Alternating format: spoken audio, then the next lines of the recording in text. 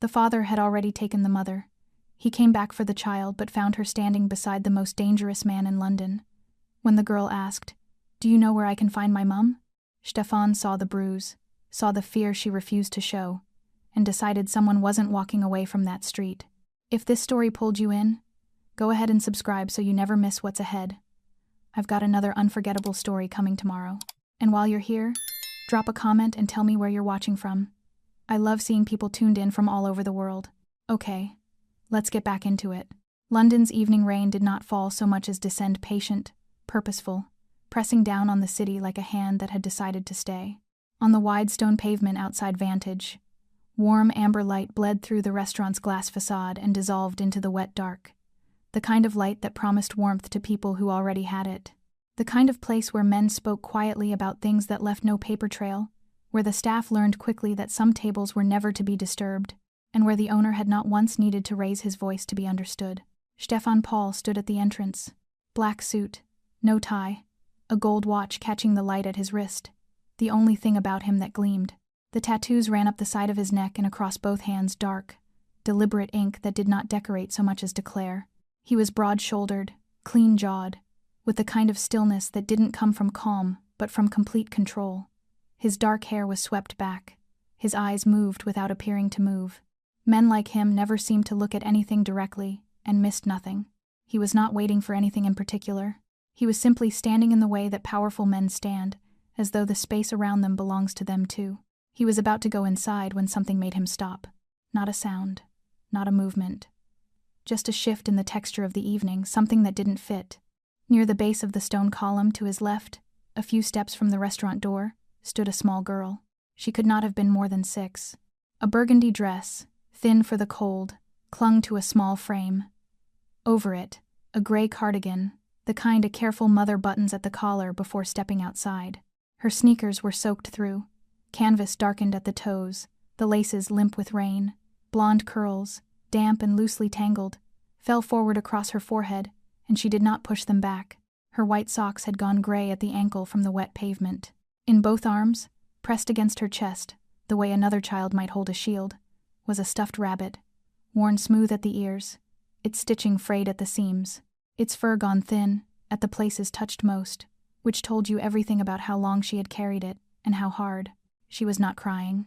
She was not asking anyone for anything. She was scanning the street, slowly, carefully. Her blue eyes moved from one end of the pavement to the other, tracking each passing figure, assessing and dismissing, not the searching of a child who had wandered, the searching of a child who had been told to stay put and was now trying to hold faith with a promise that was running out of time. Stefan watched her for a moment. Around them, London moved on without interruption. A black cab hissed past on the wet road. 2 men in suits walked by, deep in conversation, neither looking down. A couple hurried under a shared umbrella. Not one person paused. He did not call to her from where he stood. He waited. And then she turned, and she saw him. She looked at him the way children sometimes look at large, unfamiliar dogs, not with fear exactly, but with a careful, considered assessment, deciding. Her eyes moved across his face, down to the tattoos on his hands, back up to his eyes. Whatever she was weighing, she reached her answer. She walked toward him, unhurried, the rabbit held tight. She stopped close enough to speak without raising her voice, tipped her face up, and met his eyes with a directness that belonged to someone much older. "Do you know where I can find my mum?" Not a cry, not a tremor, just a question asked with the composed, terrible patience of a child who had already asked it of the street, of the passing strangers, of the rain itself, and had decided to try once more. Stefan said nothing. Not because the question surprised him, though it did, but because something in it had altered the quality of the silence around them, and he was reading it, the way he read everything. She did not flinch at his silence. She only pulled the rabbit a fraction closer. "She said she'd be right back," Mirabelle continued, her voice even, factual. "She just went to get something. She said it would only take a minute." Stefan crouched down, not slowly, not cautiously, just down, bringing himself level with her, the way you do when the person speaking to you deserves to be met where they are. His forearms rested on his knees. The tattoos across his knuckles caught the amber light from the restaurant window behind him. "How long ago?" he asked. She considered this seriously. "Long," she said. "Longer than a minute." What's your name? Mirabel. Mirabel, he said at once, to fix it. And your mum? What does she look like? Brown hair. She has a blue bag. She always holds my hand when we walk. A small pause. She doesn't let go. He looked at the street. Both directions. The rain continued without opinion. No woman with a blue bag. No figure hurrying back with an apology forming on her lips. No taxi pulling up. Only the wet stone, and the indifferent city, and this child standing in it. Only beginning to understand that something was wrong. He looked back at Mirabel. She was still watching him. Still composed. But her grip on the rabbit had tightened, the small knuckles pale, and her eyes had taken on a quality he recognized, not panic, but the very edge of it, held back by the last of a child's hope that an adult would have an answer. He did not offer her false comfort. He did not tell her everything was fine. He simply said, "Stay with me." And something in those 3 words, the flatness of them, the certainty seemed to reach her in a way that a softer reassurance would not have. She gave a single, small nod, shifted the rabbit in her arms, and stood beside him. Stefan straightened, reached into his jacket, pulled out his phone. He was already scanning the pavement, already calculating, already beginning the quiet machinery of a man who solved problems when the sound reached them. Heavy footsteps on wet stone. Fast, purposeful. Coming from the side street to the left, Mirabel heard them too. He felt it before he saw it, the way she went still. Not the stillness of curiosity, the stillness of recognition. The kind a child develops when a particular set of footsteps has meant something bad for long enough that the body learns to brace before the mind catches up. Stefan turned. A man was approaching from the alley mouth, breathing hard, eyes sharp and scanning until they landed on Mirabel, and stopped. "There you are," the man said. Mirabel did not move toward him. She did not speak. She only pressed, almost imperceptibly, one small step closer to Stefan's side. The man who walked out of that alley did not look like a father coming to collect his child. He looked like a man collecting something he had misplaced and was irritated to have had to search for. He was broad, heavy-set, dressed in a dark jacket over a gray shirt, the collar open. His hair was cut close at the sides, longer on top, and the rain had flattened it against his forehead. He was not old, perhaps mid-30s, but something in the way he carried himself added years. A hardness around the jaw. Eyes that moved fast and settled slow. The kind of face that had decided a long time ago that the world owed it something and had been collecting interest ever since. He stopped a few feet away. His eyes went to Mirabel first, then to Stefan, then back to Mirabel, with the particular look of a man recalibrating, not because he was uncertain, but because the scene was not arranged the way he had expected it to be. "That's my daughter," he said. Not to Mirabel, to Stefan, as if Mirabel were a fact to be confirmed rather than a person to be addressed. Stefan did not respond immediately. He did what he always did when a man revealed himself in the first sentence he spoke. He listened to what was underneath it. The tone, the framing. "That's my daughter. Not there she is. Not, thank God, not even her name." Ownership stated as argument. As though the word mine was a credential that settled everything. He looked at Mirabel. She had not moved toward her father. She had not smiled. Had not reached for him. Had not done any of the instinctive things a child does when a safe person arrives. She stood exactly where she had been standing, one step to Stefan's left, and her eyes were fixed on a point somewhere near the wet pavement between them. The rabbit held flat against her chest like she was trying to make herself smaller. That told him everything. She was alone, Stefan said. His voice was level, offering information, not accusation. Watching. She was waiting, the man said, clipping the words. "I was close. Come on." He said this last part at Mirabel, stepping forward, extending his hand, not open, not inviting. Extended the way you extend a hand toward something that belongs to you. Mirabel did not take it. She looked up at Stefan instead. Just for a moment. Just a flicker. But it was enough, the way a child looks at the one adult in a room they have decided is safe, before they have to face the one they are afraid of. The father's jaw tightened. He stepped forward and closed his hand around her upper arm. "Let's go," he said, quieter now, which was somehow worse. The lowering of a voice in public, when what it wants to do is shout. Mirabel's feet dragged. Not dramatically, not a tantrum, not a performance, just the quiet physical resistance of a small body that did not want to go where it was being pulled. "You're hurting me," she said. 3 words, stated plainly, as if she had said them before, and knew that saying them did not always help, but said them anyway. The father did not loosen his grip. What happened next was fast. He pulled her forward. She stumbled slightly on the wet stone. He reached down with his free hand and struck her across the cheek. Not hard enough to knock her down, controlled enough to be called discipline by anyone who wanted to call it that, but hard enough that the sound of it cut through the ambient noise of the street, sharp and flat, like something snapping. Mirabel did not cry out. She pressed her lips together and clutched the rabbit. That silence was worse than any cry would have been. Stefan stood up. He had been crouching.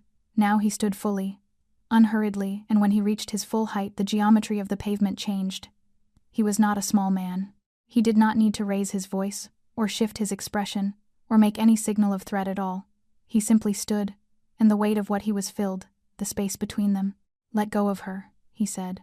Low, final, the kind of voice that has never needed to repeat itself. The father released Mirabel's arm. Not from compliance, from instinct. The same instinct that makes a man step back from the edge of something before his mind has finished deciding whether to. He recovered quickly. Straightened. Let contempt replace the flash of uncertainty. "This is a family matter," he said. "You have no business here." "She's a child who was left alone in the rain," Stefan said. "And you just hit her on a public street. That makes it my business. She's mine. She's not property." The words landed without heat. That was what made them land. Around them, the street had slowed. A woman near the restaurant entrance had stopped walking. 2 men outside the bar opposite were watching. The small, inevitable audience of a city that pretends not to notice and always does. The father felt it. His eyes moved across the gathering faces, calculating, reassessing. His hands flexed at his sides. "You'll regret this," he said to Stefan, quietly. The way men say things they mean. Then he looked at Mirabel, one long look, something in it that was not love but wanted to pass for it, and turned and walked back toward the alley. Not running, walking, controlled enough to seem like a choice. Stefan watched until he was gone. Then he crouched back down. Mirabel was looking at the pavement. Her cheek had reddened where the hand had met it. She had not cried. She was not going to cry. That, too, told him something about how long she had been learning not to. "Are you hurt?" he asked. She shook her head. A small, practiced shake. Then she looked up at him and asked, for the second time, in the same composed and heartbreaking voice, "Why hasn't Mum come back?" Stefan looked at the alley mouth where the man had disappeared. The street was empty now. Quiet, rain falling on stone. And for the first time since she had asked him her question in the rain, something cold moved through him that had nothing to do with the weather. Ruth Wilson had not wandered off. She had not been delayed. Something had happened to her, and the man who had just walked away knew exactly what it was. Stefan did not take Mirabel inside immediately. He stood for a moment on the wet pavement, eyes on the alley mouth, running the calculation that men in his position ran automatically threat level, variables, what the next 60 seconds required. The father had retreated. The street had returned to its indifferent rhythm. Rain fell without pause. He looked down at Mirabel. She was still watching the spot where her father had disappeared, her expression unreadable, in the way children's expressions become unreadable when they have learned that showing too much costs something. The redness on her cheek had deepened slightly. She had not raised her hand to touch it. "Come inside," Stefan said. Not a question, not a request dressed up as one. Just a direction, stated plainly, in the same voice he used for everything, and somehow that plainness was what made her nod and follow. Vantage was warm in the way only places with real money behind them are warm, not just heated, but insulated from the world. Dark wood paneling, low lighting, tables set with white linen and candles that had been burning long enough to know their purpose. The dinner service was underway, and the room carried the low, careful murmur of people eating well. Every head turned slightly when Stefan walked in. Not obviously, not rudely, but turned. He did not acknowledge it. He guided Mirabel to a small booth near the window glass on one side, wall on the other, a clear view of the street, and gestured for her to sit. She climbed up onto the seat and set the rabbit on the table in front of her, straightening its ears with both hands. A small, precise act of order in an evening that had none. A member of staff appeared without being called. "Water," Stefan said. "And something warm. Whatever you have." He sat across from her. For a moment neither of them spoke. Mirabel looked out at the street through the rain-blurred glass, still searching, still running that slow, patient scan across every figure that passed. He watched her do it. Watch the hope compress a little further each time a figure passed that was not her mother. "What time did she leave you?" he asked. Mirabel thought about it carefully. "Before it got dark. She said the taxi was coming, and she needed to get something from the shop. Just one thing." "Which shop?" "I don't know. She said stay near the door. She said she'd see me from the street." "What door?" She pointed. "Through the glass, down the pavement, perhaps 40 meters, the recessed entrance of a small newsagent, its light still on, its doorway just deep enough to shelter a child from the rain." Stefan looked at it, then at the alley beside it. Something settled in him that was not quite certainty, but was close enough to act on. He pulled out his phone and made a call. One word when it connected a name, and then, "Pull the street footage. 40 meters south of Vantage. From 30 minutes ago. Now." He set the phone face down on the table. Mirabel was watching him. "Are you going to find her?" she asked. "I'm going to look," he said. She seemed to weigh the honesty of that against the comfort of a promise, and decide perhaps because she had been given promises before that didn't hold that honesty was better. She nodded. The warm drink arrived. Hot chocolate.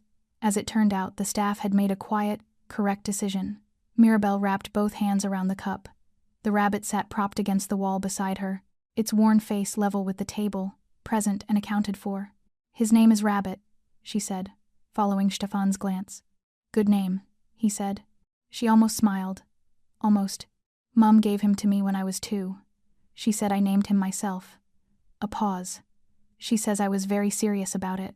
"Sounds right," Stefan said. This time the almost smile made it a fraction further. Then it faded. "He was waiting for us," she said quietly. Stefan went still.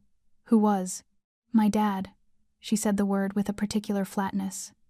Not hatred, not grief, just a word that had lost the warmth it was supposed to carry. "He wasn't supposed to come near us," the court said. She looked at her hot chocolate. "But he came near us anyway. He stood outside my school. He sat in his car on our street. Mum would see him and hold my hand tighter." "Did he say anything to you?" "At school?" He waved. She said it as though the wave had been the most frightening part.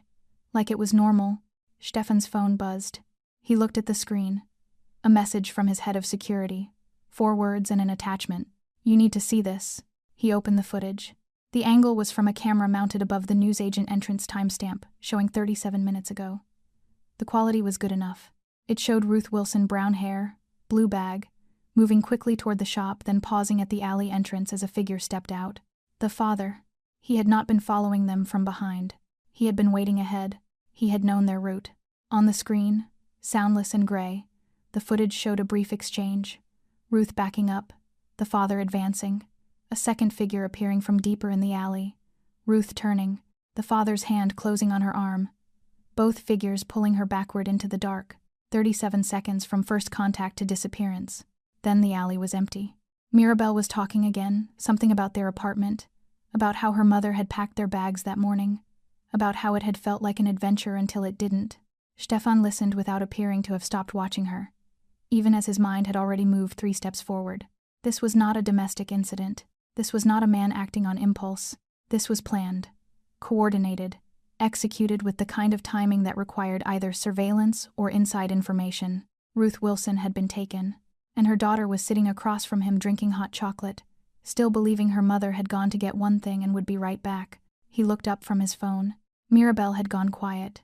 She was watching him again, those old, careful eyes reading his face the way children read faces when adults are the only book they have. "She's not coming back by herself, is she?" she said. Not a question that wanted false comfort. A question that already knew. Stefan held her gaze. "No," he said, "but I'm going to bring her back." Mirabel looked at him for a long moment.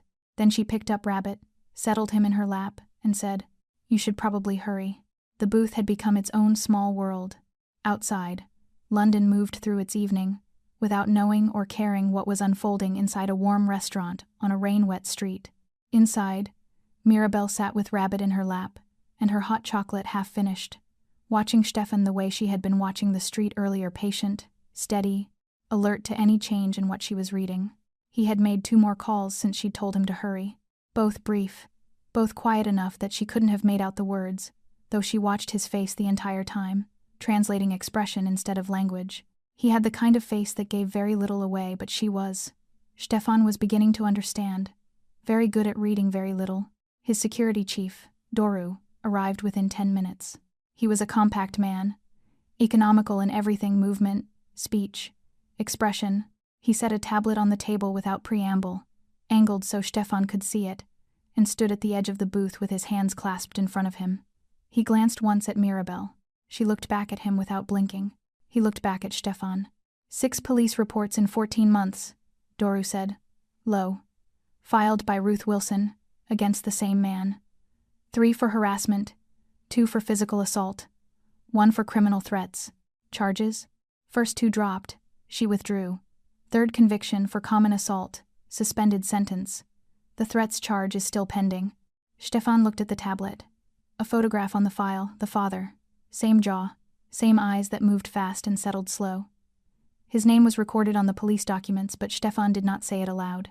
Names, in his experience, made things personal before they needed to be. Right now, this man was still a problem to be understood, before he was a problem to be solved. Restraining order? Granted 4 months ago. 200-meter exclusion from Ruth Wilson and the child. Violation reported twice. Both times he claimed proximity was coincidental. Doru's tone remained flat. Police logged it. No further action. Mirabel had been listening. Stefan had not tried to stop her. He had a philosophy about children and information that they almost always already knew more than adults assumed, and that pretending otherwise only taught them that the truth was something they had to find alone. The paper didn't stop him, she said. Both men looked at her. He told Mum that, she continued, matter-of-factly, smoothing Rabbit's ear with her thumb. He said. She paused, retrieving the exact words with the precision of a child who has stored things carefully because she understood, instinctively, that they mattered. No paper can stop me. I will take what is mine. The booth was quiet for a moment. She told you he said that? Stefan asked. I heard it, Mirabel said. He rang her. She didn't know I was in the hallway. A pause. I didn't tell her I heard. She looked scared enough already. Stefan looked at her for a long moment. A 6-year-old who had been quietly carrying the weight of that, alone, choosing to protect her mother from the knowledge of having been overheard. Storing it, surviving on it. He looked back at Doru. Financial? Doru scrolled the tablet. Sold his flat 6 weeks ago. Cash transaction. Closed 2 of 3 bank accounts. The 3rd reduced to a minimal balance. He paused. Passport application processed 8 weeks ago. New document, despite a valid existing one. Flight searches? His browser history was obtained through, Doru chose his next words with professional care, unofficial channels, multiple searches, Eastern European destinations, then broader, non-extradition territory. How recent? Most recent search yesterday morning. Yesterday morning. Stefan absorbed that. The man had been searching for exit routes the morning before he stationed himself in an alley to intercept a woman and her daughter who were leaving for an airport that night. The sequence was not coincidence, arranged to look like planning. It was planning that had always intended to look like it could never be stopped. He knew they were leaving tonight, Stefan said. Yes, which means he had access to information about their movements. Either surveillance or a source. Doru's expression remained neutral. Probably both. Mirabel had gone quiet. Stefan looked across at her. She was not looking at the tablet. She was looking at the table surface, her hands wrapped around Rabbit, and her face had changed, not collapsed, not crumpled, but settled into something older than it should have been. The expression of someone assembling pieces they had hoped would not fit together, and finding that they did. He was watching us for a long time, she said. Not a question. Yes, Stefan said. And Mum knew. Your mum was trying to protect you.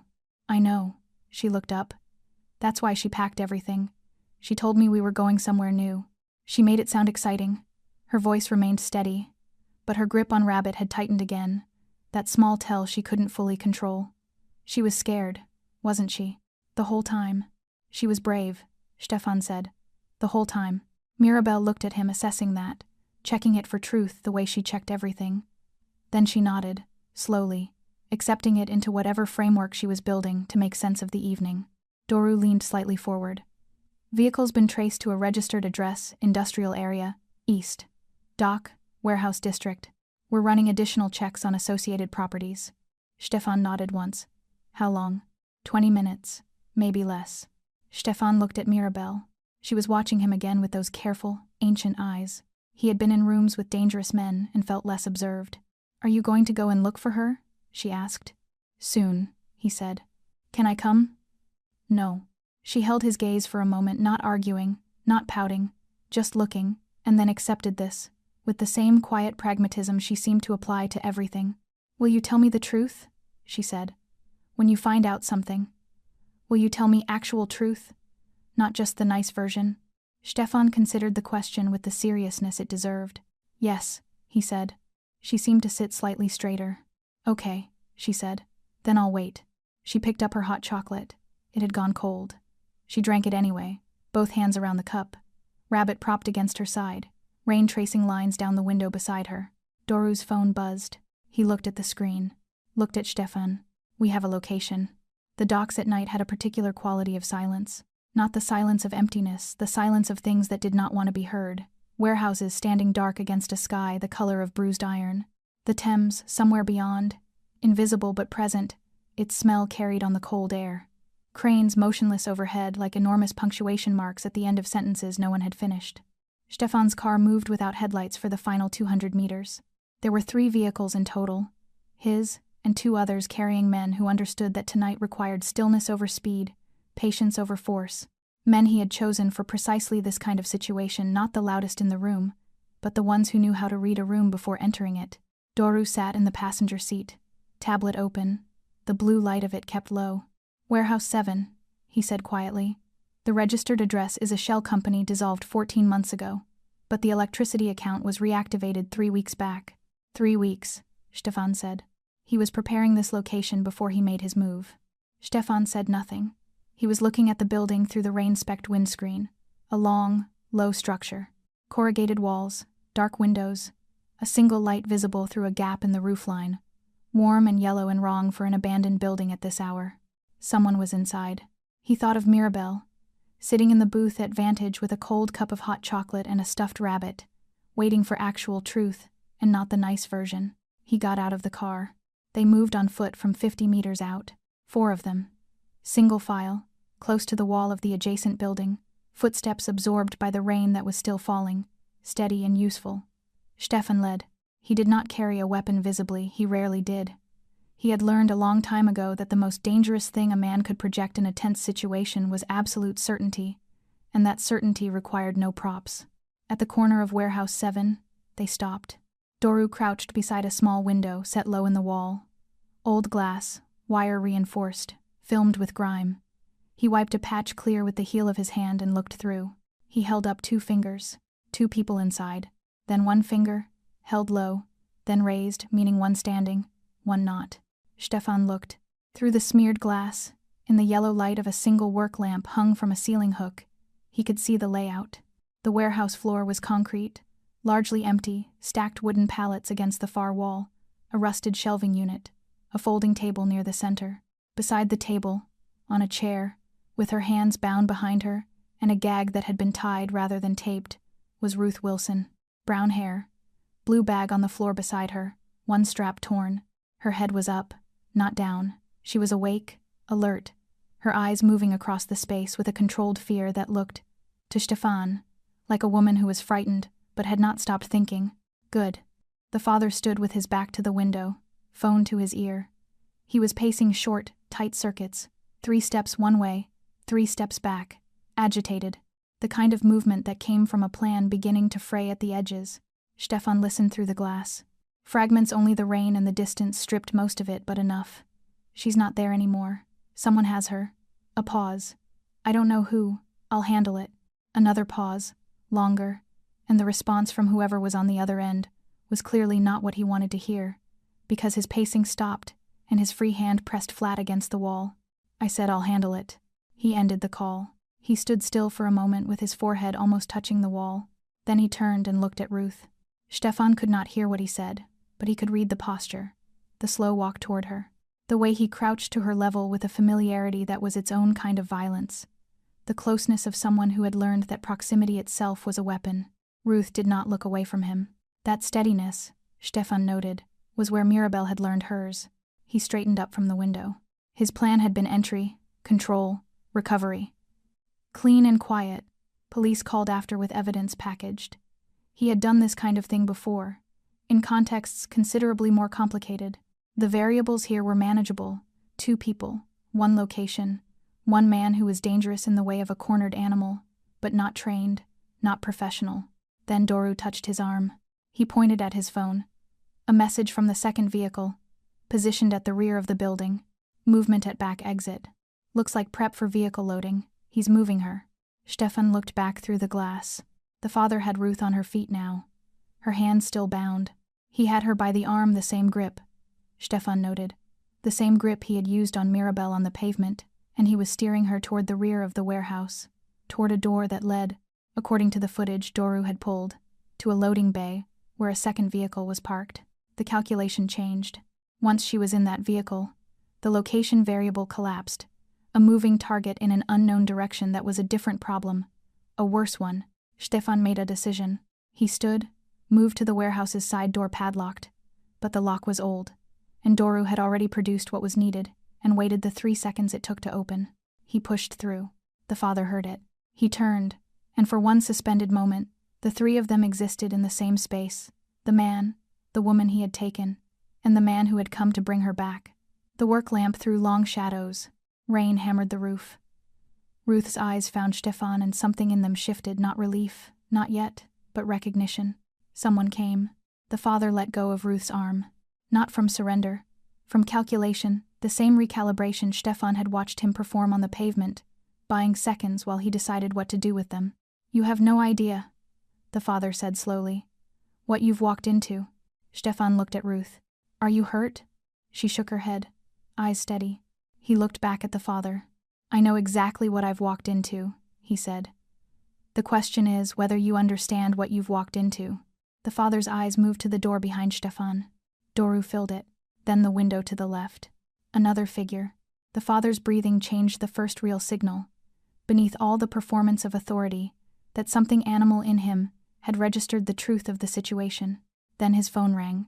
He glanced at it, and in the half-second his eyes dropped. He made his decision. He ran not for the door, not for Ruth, but for a gap in the shelving at the back wall. A secondary exit Stefan's men had not fully covered. He was through it before anyone reached him. Gone into the dark and the rain and the spaces between warehouses that a man who had been planning this for weeks would have already mapped. Stefan stood at the gap, listened. Footsteps, then a vehicle distant, accelerating, swallowed by the city. He turned back. Ruth was standing exactly where she'd been left, her hands still bound, watching him with an expression that held gratitude and terror in equal measure. "My daughter," she said. The first words. "Where is she?" "She's safe," Stefan said. "She's waiting for you." Ruth closed her eyes. One breath. Just one, the compressed exhale of a woman releasing something she had been holding since an alley and a pair of hands and a car door closing. Then she opened them. "He'll come back," she said. Not a fear, a fact. Stefan crouched and worked the binding at her wrists. "I know," he said. "Let him." They drove back through the city in silence. Ruth sat in the rear seat, her torn bag in her lap, her hands wrapped around each other the way they had been wrapped when bound, as though the body remembered the constraint, even after it was gone. Doru had found a blanket in the boot and placed it around her shoulders without comment. She had pulled it tight without comment either. Stefan sat beside her. He did not push for conversation. He had learned that people who had just come through something needed a moment to locate themselves in the world before they could speak usefully about it. He watched the city move past the windows, the rain still falling, the streets still indifferent, and he waited. It was Ruth who broke the silence.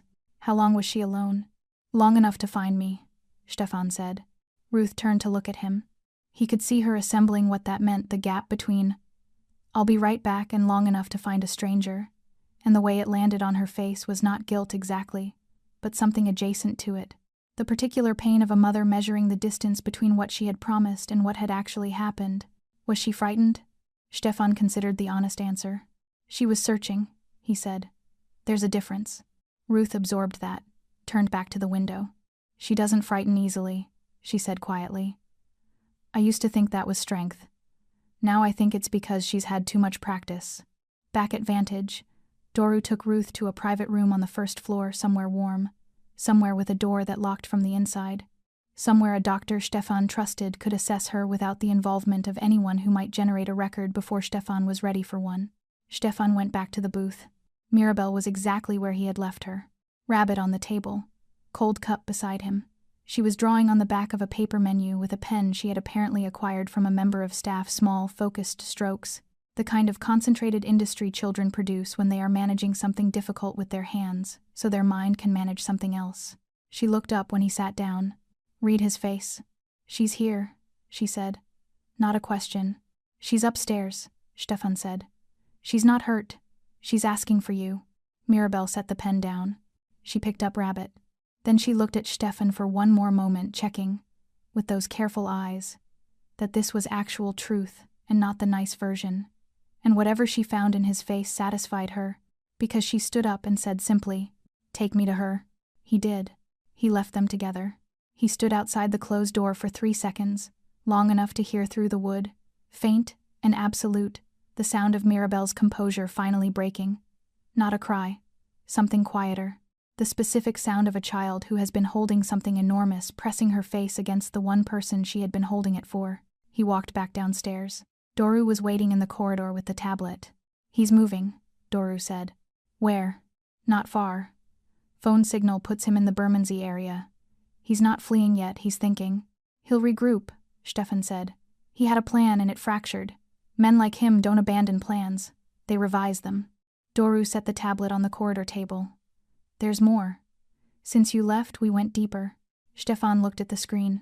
What Doru had assembled in the past hour was the architecture of an obsession. Not the surface facts of police reports and court orders, those were the visible structure.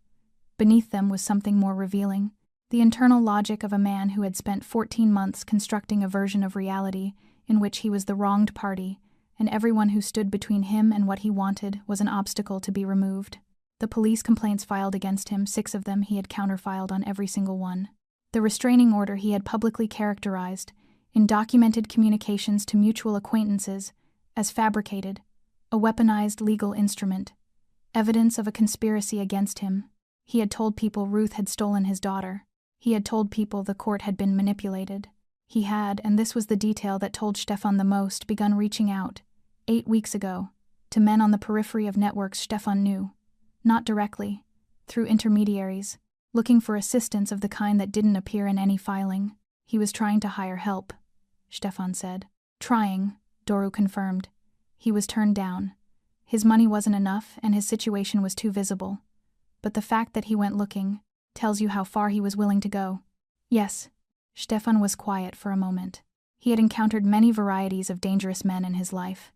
The ones he respected, in whatever cold and professional sense respect applied, were the ones who were dangerous because they were capable, skilled, strategic. This man was dangerous for a different reason. He was dangerous because he genuinely believed he was right. Men who knew they were doing wrong could be reasoned with, bargained with, redirected. Men who believed their violence was justified, who had built an entire internal architecture to support that belief, who surrounded themselves with the evidence they had selected and discarded the rest. Those men did not stop. They escalated. Every obstacle became proof of persecution. Every consequence became fuel. "He views Mirabel as an extension of himself," Stefan said. "Not a child, not a person with her own." He paused. "He sees her the way he sees his flat, his money, his name, something taken from him." Doru said nothing. He didn't need to. "Which means," Stefan continued, "that losing tonight doesn't end this. It makes it worse." He walked to the window at the end of the corridor. Below, the street was quiet. Rain, amber light on wet stone, the city carrying on. Somewhere in Bermondsey, a man was sitting somewhere dry and rebuilding a plan around a loss he would not accept as final. Stefan's phone buzzed. A message from the private room upstairs. Not from Doru's men. From the staff member he had positioned outside the door. "Child is asking for you." He looked at the message for a moment. Then he went back upstairs. He knocked once. Mirabel opened the door. Her eyes were red at the edges, the only evidence of what had happened in this room that she would likely have allowed herself. Rabbit was under one arm. Behind her, Ruth sat on the small sofa with the blanket still around her shoulders, pale and watchful. "I drew something," Mirabel said. She held up the paper from the menu downstairs. He took it. A drawing and pen, 2 figures, small and large, holding hands. Beside them, Slightly apart, a third figure. Taller, dark lines on the neck and hands. The two figures on the left were labeled in careful, large letters. Me, Mum. The third figure had no label. Mirabel looked up at him. I left a space, she said. Because I didn't know your name. Stefan looked at the drawing, at the space she had left. Stefan, he said. She took the drawing back, very seriously, and wrote it in. Behind her, Ruth watched. In the corridor, Doru's phone buzzed. He appeared at the doorway, one look at Stefan enough. The father's signal had moved. He was heading back toward the city center. He was heading back toward them. Stefan closed the door to the private room gently behind him. He stood in the corridor for a moment, the drawing still forming in his mind, those two figures and the space beside them, the careful letters of his name filled in by a 6-year-old who had decided, with characteristic seriousness, that he belonged in the picture. He set it aside. There was work to do. Doru was already at the end of the corridor, tablet up, the blue light of it casting thin shadows across his face. Two of Stefan's men stood behind him, Radu and Philip, both quiet, both reliable, both understanding, without being told that this situation had changed categories. It was no longer a recovery. It was a containment. He stopped moving, Doru said, when Stefan reached him. Signal static. Borough Market area. He's parked or he's inside somewhere. He's thinking, Stefan said. Or he's making calls. Both, probably. Stefan looked at the map on the tablet. Borough Market to Vantage was 12 minutes without traffic. Less, at this hour, on wet roads with a man who had nothing left to be careful about. He'll come here, Stefan said. Doru looked at him. You're certain? He doesn't know what else I know. He thinks I'm a stranger who intervened on the street. He thinks Ruth is here because there was nowhere else to bring her after the warehouse. Stefan handed the tablet back. He still believes this is recoverable. That if he can get to Mirabel, he controls the situation. He's wrong. Yes, Stefan said. But I want him to stay wrong until I decide otherwise.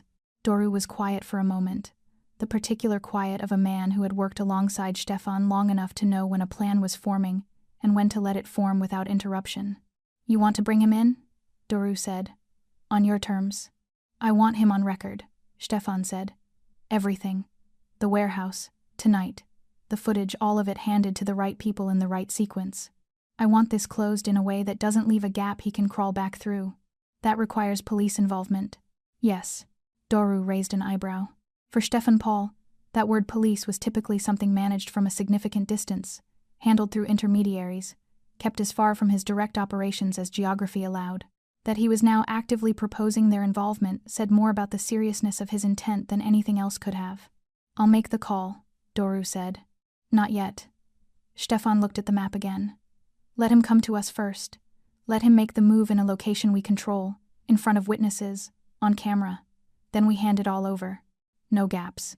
He looked down the corridor toward the closed door of the private room. She needs this finished, he said. Simply. Not managed. Finished. The next 40 minutes moved with the particular tension of controlled waiting.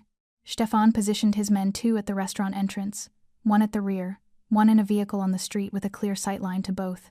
Doru coordinated quietly, efficiently, without the kind of visible security presence that would alarm the remaining dinner guests or give anything away to someone watching from outside. Stefan himself went back to the booth by the window. He sat where Mirabel had sat. He could see the street from here, the full length of the pavement, both directions, the alley mouths, the parked cars. He ordered coffee he would not drink, and watched the rain, and thought about the psychology of a man who had spent 14 months convincing himself he was the victim of the story he had authored. Men like that needed to win publicly. They needed the recovery to be witnessed by the child, by the woman, perhaps by whoever they were reporting to on those phone calls from the warehouse. The retreat from the street earlier, when the crowd had gathered, had been humiliation. The failure at the warehouse, a collapse. He was now operating not from strategy, but from something more dangerous. Ego increasis. Stefan's phone buzzed. Doru. 1 word.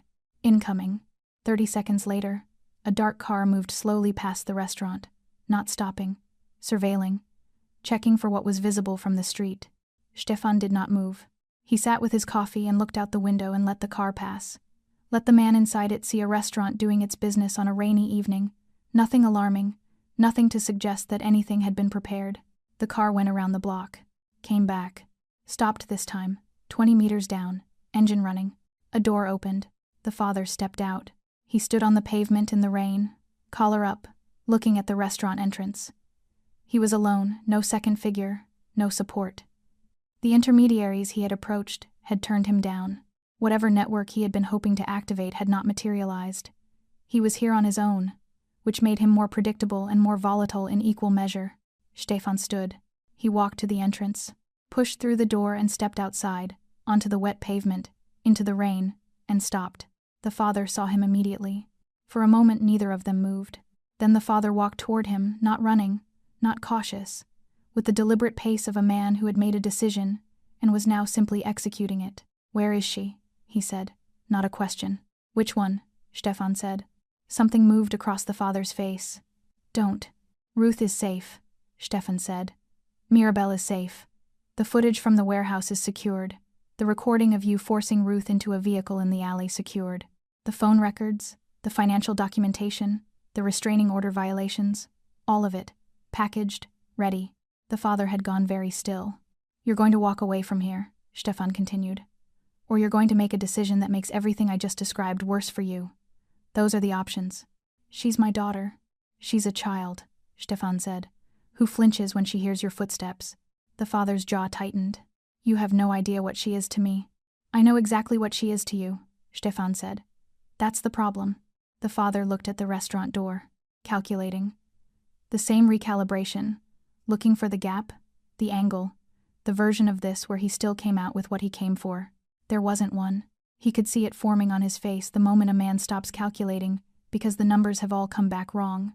Then Mirabel's voice came from behind Stefan. Small, clear, carrying in the rain. "I'm not going with you." Stefan turned. She was standing in the restaurant doorway, rabbit under one arm, Ruth's hand gripping her shoulder from behind, both of them framed in the amber light. Mirabel was looking at her father with the clear, steady eyes of a child who had decided something and was not going to undecide it. "I want to stay with Mum," she said. "I always wanted to stay with Mum." The father opened his mouth, closed it. Somewhere down the street, the sound of a car. Then two, the kind that moved with purpose. Doru had made the call. The father heard the cars, looked at Stefan, looked at the doorway where Mirabel stood, unmoved and unmoving. And for the first time all evening, he had nothing left to say. The cars arrived without sirens. Two of them, dark, unmarked, pulling to the curb with the quiet efficiency of people who had been briefed properly and understood that noise was not required here. 4 officers stepped out plainclothes, deliberate, reading the scene before moving into it. Doru had chosen his contact well. These were not officers who needed explaining to. The father saw them and did what cornered men always do in the half-second before they accept that it is over.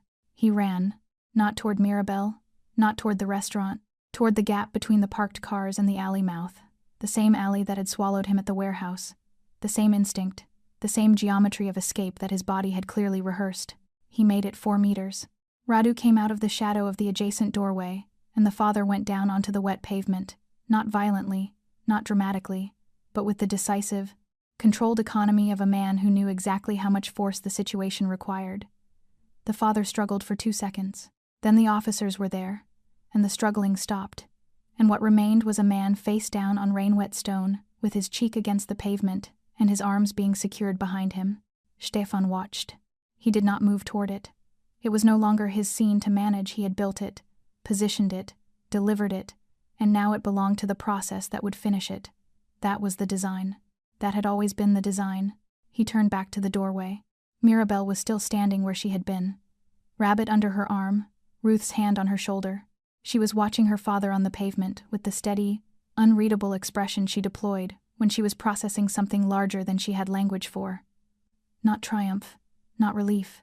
Something quieter and more complicated. The way the end of a long fear feels not like winning but like a door closing on a room you had been locked in. Ruth was watching too. Her hand tightened on Mirabel's shoulder. One of the plainclothes officers approached Stefan. 30s, close-cropped hair, the professional neutrality of someone who had learned to separate what he thought from what he showed. "We'll need statements," he said. "Everything is packaged," Stefan said. "Doru will provide it. Warehouse location, footage, documentation, all of it." The officer looked at him for a moment with the particular expression people used when they were deciding whether to ask Stefan Paul a question they suspected he wouldn't answer. He decided against it. The woman, the officer said. She'll need to come in. Tomorrow, Stefan said. Tonight she stays here. The officer considered this. Tomorrow, he agreed. They took the father away without ceremony. No shouting, no last words. He looked back once. From the car door, not at Stefan, not at Ruth, but at Mirabel. A long look, the last move of a man who had lost every other one, trying to find in his daughter's face something that would rewrite the evening. Some flicker of need, some evidence that she wanted him. Mirabel looked back. She did not step forward, did not reach, did not give him what he was looking for. She simply stood in the amber light with her rabbit and waited until the car door closed and the car moved and the street was ordinary again. Then she turned and looked up at Ruth. Is it over? She asked. Ruth crouched down to her level, the same posture Stefan had taken on the pavement hours earlier, the same deliberate act of meeting someone where they were. For tonight, Ruth said honestly. And then properly, after. Mirabel considered this with her characteristic seriousness. Okay, she said. I can do after. Ruth pulled her close, held her not gently, not carefully, but with the full force of a mother who had spent the last several hours calculating the probability that this moment would not happen and was now making up for every one of those calculations at once. Mirabel let herself be held. Her arms came up around Ruth's neck. Rabbit dangled from one hand. Her eyes closed. Stefan stood on the pavement in the rain and looked at nothing in particular. He had built his life around the management of outcomes, plans, positions, leverage, sequence. He was comfortable with complexity and unmoved by most things that moved other people. He had stood in rooms where the stakes were considerably higher, by any measurable calculation, than what had just unfolded on this street. He could not have explained, precisely, why this felt like more. Inside, Doru handled the documentation transfer with the officers, while Stefan sat with Ruth and Mirabel in the private room upstairs. A meal had been arranged, quiet, warm, practical. Mirabel ate with the focused seriousness of someone who had not eaten since before the evening became what it became. Ruth ate less. She sat with her hands around a cup of tea, and her eyes moving occasionally to the window, checking the street below with the habit of a woman who had been checking streets for 14 months and had not yet been given permission by her own nervous system to stop. Will they hold him? She asked. Kidnapping charge, restraining order violations, assault witnessed on a public street with CCTV confirmation, Stefan said. Passport flagged. He won't be going anywhere. He has connections. So do I, Stefan said. Ruth looked at him. A long, level look. She was not naive, she understood. Stefan suspected. Something of who he was and what the word connections meant coming from him. She had, after all, sought shelter in his restaurant and accepted his help, and was now sitting in his private room eating food his kitchen had prepared. She had made her assessments. I don't know how to, she started. Don't, he said, not unkindly. She stopped. Mirabel looked between them. He doesn't like thank yous, she told her mother, with the authoritative tone of someone who had known him considerably longer than 3 hours.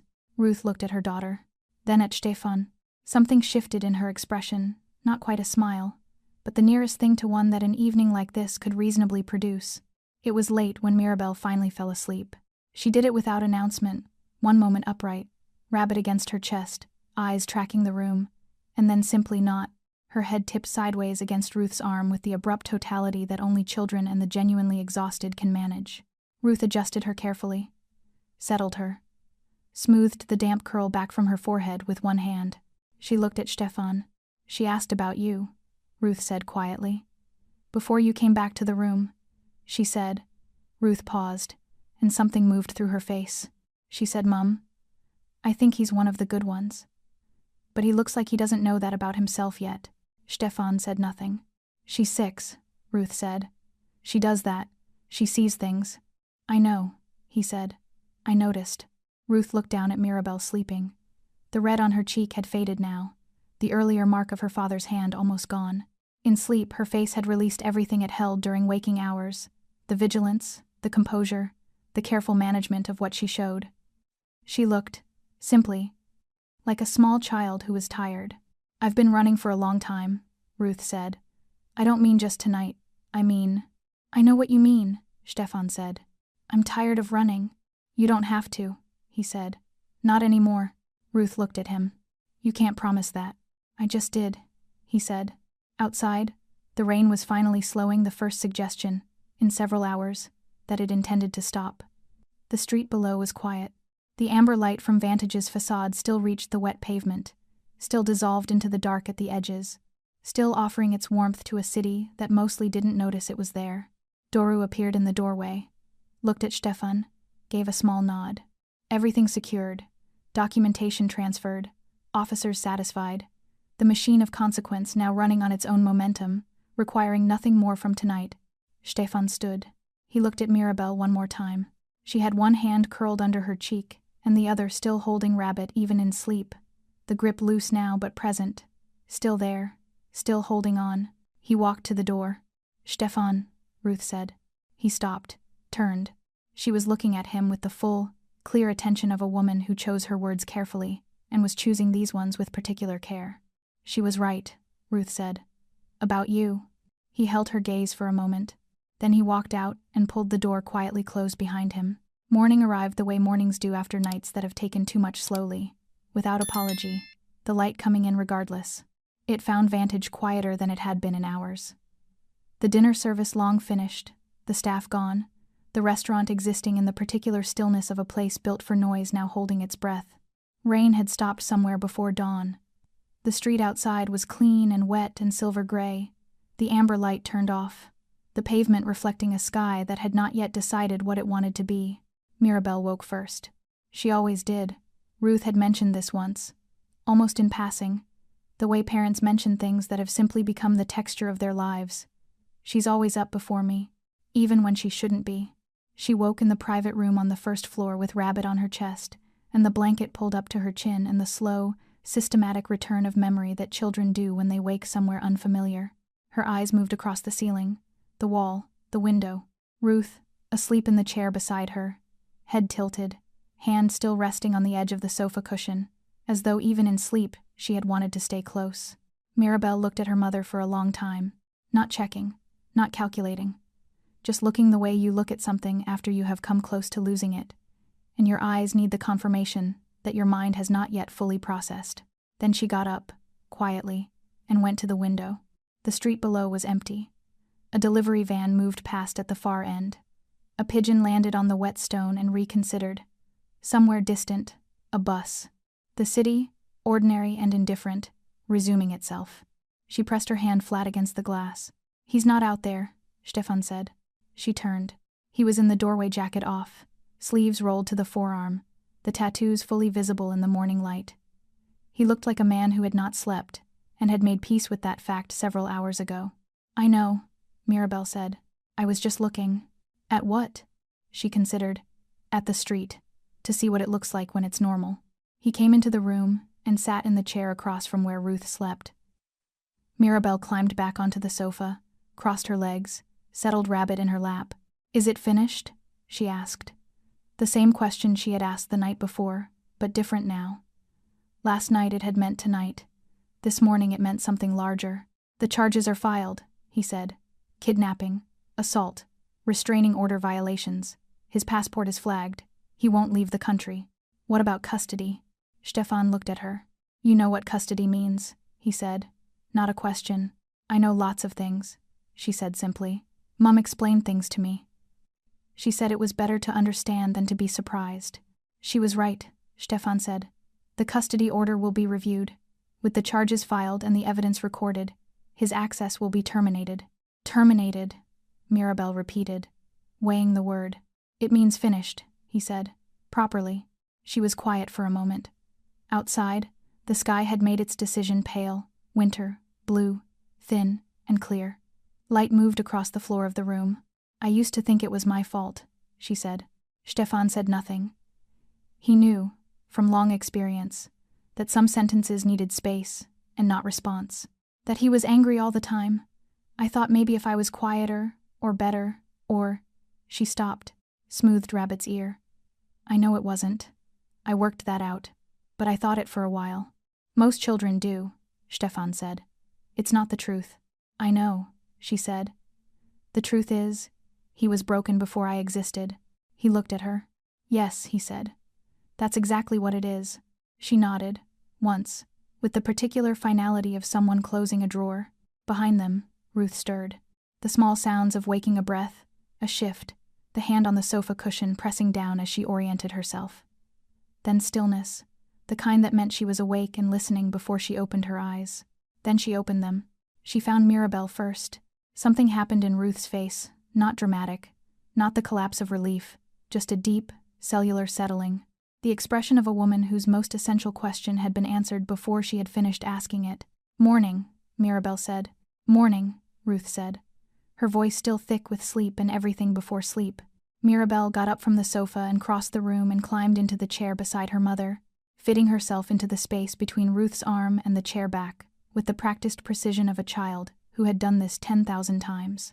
Ruth wrapped her arm around her, pulled her in. They sat like that, Ruth's chin resting on Mirabel's hair, Mirabel's head against Ruth's shoulder, Rabbit held loosely in her lap, in the thin winter light of a morning that had arrived without asking whether they were ready for it. Stefan watched them. He was not a man who experienced sentimentality, or if he did, he had spent enough years burying it that he had lost reliable access to the feeling. But something in the composition of the room, the two of them in the chair, the light on the floor, the quiet street outside settled in him in a way that had no useful name. He thought about what Ruth had said the night before. She was right. About you. He thought about the drawing, the two figures, the space beside them. His name filled in with careful, large letters, by a child who had decided he belonged in the picture before she had any particular reason to. He stood. "I'll have breakfast arranged," he said. Ruth looked up at him. "Stay," she said. "Simple. Not a demand. Not an obligation. Just an invitation. Offered openly, by someone who meant it." Mirabel looked up too. "You can sit here," she said, patting the arm of the sofa beside her. "There's room." He looked at the space she was indicating. Then he sat down. Mirabel immediately leaned sideways and rested her head against his arm entirely without ceremony, the way children do when they have decided a person is safe, and returned her attention to Rabbit, adjusting his ears with both hands. Ruth watched this. She did not say anything. She did not need to. Outside, the morning continued its business, the city waking, the street filling, the ordinary world returning to itself. Somewhere in it, the machinery of justice was running on the evidence Doru had delivered. The charges were processing, the passport was flagged, and the long, exhausting apparatus of protection was finally working in the direction it was supposed to work. Inside, in a private room above a restaurant on a rain-cleaned London street, a woman and her daughter and a man who had not expected any of this sat in the thin winter light, not talking, not needing to, just present. The court building was everything. Courts always were: beige corridors, plastic chairs, the institutional smell of carpet and consequence. Ruth had been through buildings like this before, in worse circumstances, with less behind her. She had sat in waiting rooms holding forms and hoping, and been disappointed by the machinery of a system that logged everything and protected nothing in time. Today was different. Today, she had a folder containing 47 pages of documented evidence. CCTV footage transferred to a certified drive, 2 witness statements, 3 police reports, financial records, phone records, and a restraining order violation log that left no interpretive gap. Doru had prepared it. Stefan had not come inside the building. He had driven them there, Ruth in the front, Mirabel in the back with Rabbit on her lap and her feet not quite reaching the floor, and pulled up at the entrance and said, simply, "Doru goes in with you. He knows what to hand over and when." Ruth had looked at him. "You're not coming in. It's better if I'm not in that building," he said. She had looked at him for a moment, with the clear-eyed pragmatism that had carried her through 14 months of being frightened, and had not left her this morning. "I understand," she said, and she did. Inside, the proceedings were precise and brief in the way of things that have been thoroughly prepared. The judge reviewed the documentation with the focused attention of someone who had spent a career distinguishing between cases brought by desperation and cases built on evidence. This was the second kind. The father was present, seated, suited, flanked by a solicitor whose expression suggested he had advised his client against most of what had led to this room and been ignored. The father looked smaller here than he had on the street. He had that quality some men had in formal rooms, the quality of violence that required an audience and a sense of advantage, and had neither, shrinking to something merely pathetic in the fluorescent light. He did not look at Ruth. He looked at Mirabel. Mirabel sat beside Doru in the row behind Ruth, Rabbit in her lap, her feet still not reaching the floor. She was wearing a clean dress, dark blue. Ruth had bought it from a shop 2 streets from Vantage that morning, and her hair had been brushed for the first time since the previous afternoon. She looked back at her father. Steady, clear. The way she looked at everything. He looked away first. The judge spoke for 11 minutes. Custody terminated. Restraining order extended and strengthened.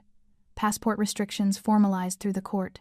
Charges to proceed to trial the kidnapping count alone, carrying a sentence that made the solicitor's expression shift in a way that confirmed he had known all along how this would go.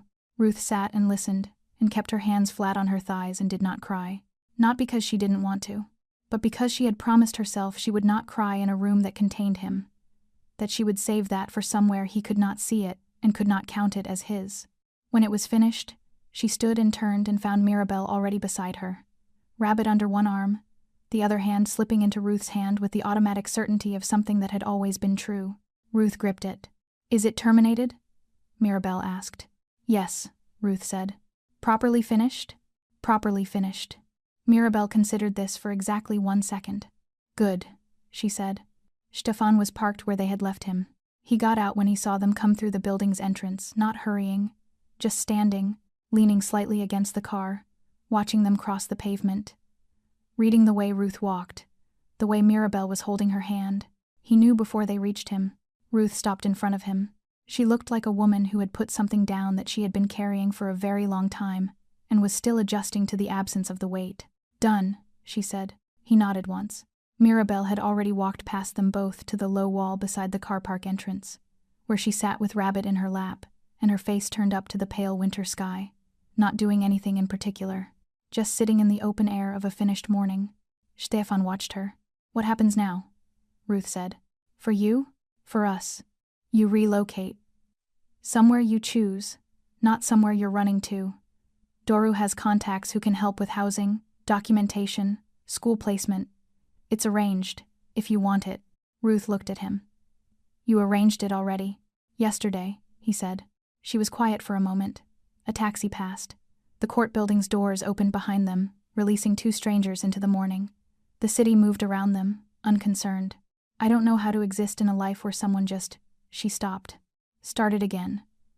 "I've been the only person responsible for keeping us safe for so long that I don't know what to do with someone else doing any part of it." "You don't have to do anything with it," Stefan said. "It's just done. That's not how things work." "It is now," he said. Ruth looked at him for a long moment, the full, assessing look of a woman deciding whether to trust a thing that presented itself as solid. She decided. "Thank you," she said, quietly, with the full weight of what it meant and no performance around it. He accepted it without deflecting. Mirabel had climbed down from the wall. She walked back to them unhurried, Rabbit hanging from one hand, and stopped in front of Stefan. She looked up at him. "I have something for you," she said. She reached into the pocket of her blue dress and produced a folded piece of paper, the menu drawing from the previous night, the 2 figures and the third one beside them, his name written in careful large letters in the space she had left. She held it out. "You should keep it," she said, "so you remember." "Remember what?" he asked. She considered the question with the gravity it apparently deserved. "That you're one of the good ones," she said. "Even when you forget." Stefan looked at her, at the drawing in her outstretched hand. He took it. He folded it once and put it in his jacket pocket, the interior one, close. Then he crouched down. Same pavement. Same amber light beginning to warm the stone as the morning opened. Same girl with the same rabbit and the same blue eyes that saw more than they had any right to see. The same posture as the beginning, the man and the child, level with each other. The city moving on around them without caring. "You were brave," he said. Mirabel tilted her head slightly. "You were too," she said. "You didn't have to help. You just did." "You asked me to," he said. "I asked you where my mum was," she said. "You decided the rest yourself." He held her gaze. She was right. He had decided in the moment she had asked her question in the rain, in the moment he had read her stillness and understood what it meant, in the moment he had chosen to stay and keep staying and not stop until it was properly finished. No one had required it. No leverage, no obligation, no calculation of advantage. Just a small girl with a worn rabbit who had looked up at him without fear and asked a question that rearranged something in him. He stood. Ruth took Mirabel's hand. They walked toward the car. Mirabel looked back once the way she had looked back at the restaurant the first evening, checking, making sure. She found him watching. She raised Rabbit's paw. A wave. Stefan stood on the pavement in the thin winter light, the drawing in his inside pocket, the city around him resuming itself, and watched them go. The street was ordinary. The morning was cold and clear.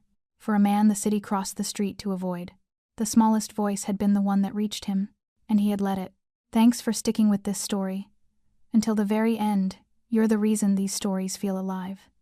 If you're ready for another powerful journey, just tap the next video on your screen. And before you go, leave a quick comment and rate this story from 1 to 10. I'm excited to read your thoughts and connect with you in the comments.